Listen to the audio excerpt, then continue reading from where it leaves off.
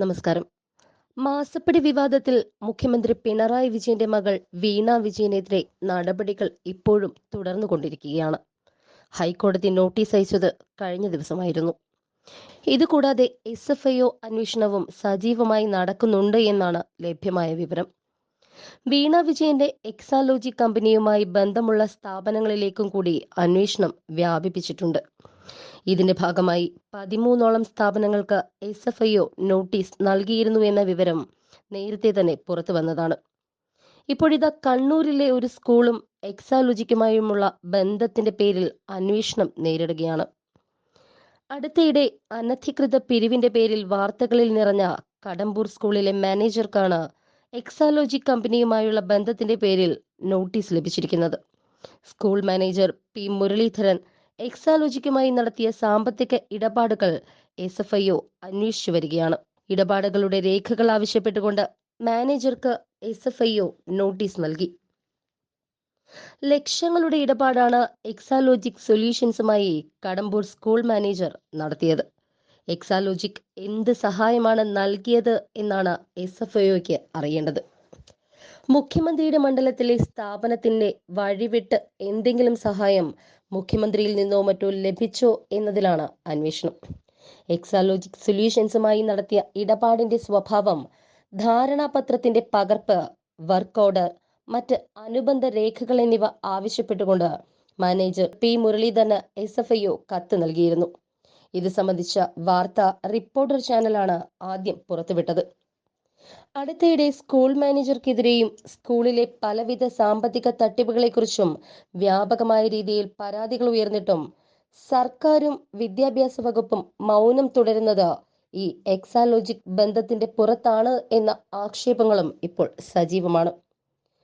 Manager മുരളീധരന്റെ നേതൃത്വത്തിൽ വർഷങ്ങളായി സ്കൂളിൽ ക്രമക്കേടുകൾ നടത്തുന്നു എന്നാണ് ആരോപണം.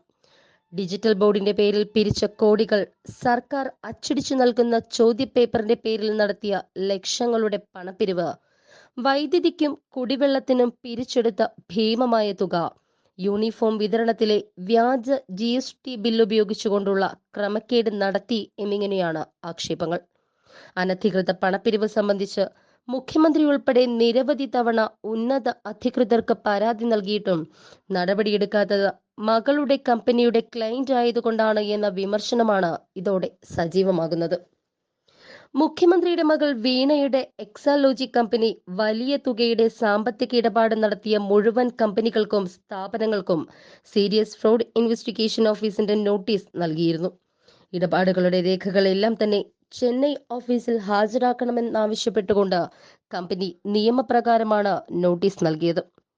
എക്സാലോജിക് സൊല്യൂഷൻസും KSIDCയും നൽകിയ ഹർജികളിൽ അന്വേഷണം നടക്കട്ടെയെന്ന് കോടതികൾ നിലപാടെടുത്തതോടെയാണ് SFIO തുടർ നടപടികളിലേക്ക് കടന്നത്. കേരളത്തിൽ മാത്രം 12 സ്ഥാപനങ്ങൾക്കാണ് നോട്ടീസ് ലഭിച്ചത്.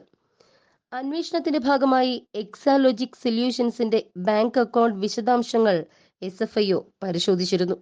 ഈ പരിശോധനയിൽ ലഭിച്ച വിവരങ്ങളുടെ അടിസ്ഥാനത്തിലാണ് നോട്ടീസ് അയച്ചത്. എക്സാലോജിക്കുമായി എന്ത് തരം ഇടപാടാണ് നടത്തിയത് എന്നതാണ് നോട്ടീസിലെ പ്രധാന ചോദ്യം. ഉൽപ്പന്നമോ സേവനമോ നൽകിയതിന് എക്സാലോജിക്കുമായി ഏർപ്പെട്ട കരാറിന്റെ പകർപ്പ്, വർക്ക് ഓർഡർ, ഇൻവോയ്സ് എന്നിവയുടെ പകർപ്പ് എന്നിവയെല്ലാം തന്നെ ആവശ്യപ്പെട്ടിട്ടുണ്ട്. അന്വേഷണത്തിന്റെ ഭാഗമായി ബന്ധപ്പെട്ട കമ്പനികളിൽ നിന്നുള്ള രേഖകൾ വിളിച്ചു വരുത്തുന്നതിനുള്ള വകുപ്പ് 217(2) പ്രകാരമാണ് SFIO ചെന്നൈ ഓഫീസിലെ K പ്രഭു നോട്ടീസ് അയച്ചത്. 2016-2017 മുതലാണ് എക്സാലോജിക്കിന് കർത്തായുടെ കരിമണൽ കമ്പനി അക്കൗണ്ട് വഴി പണം കൈമാറിയത്. IT അനുബന്ധ സേവനത്തിനാണ് പണം നൽകിയത് എന്നാണ് CMRLന്റെയും എക്സാലോജിക്കിന്റെയും വാദം.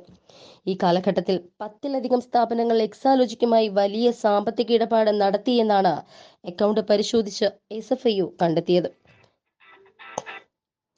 മുൻപ് എൻഫോഴ്സ്മെന്റ് ഡയറക്ടറേറ്റ് നടത്തിയ വിവരശേഖരണത്തിലും ചില സാമ്പത്തിക ഇടപാടുകൾ കണ്ടെത്തിയിരുന്നു. അന്ന് സ്ഥാപന ഉടമകളിൽ നിന്ന് മൊഴിയെടുത്തുവെങ്കിലും അന്വേഷണം മുന്നോട്ടു പോയില്ല. ഈ വിവരങ്ങളും SFIOയ്ക്ക് കൈമാറിയിട്ടുണ്ട്.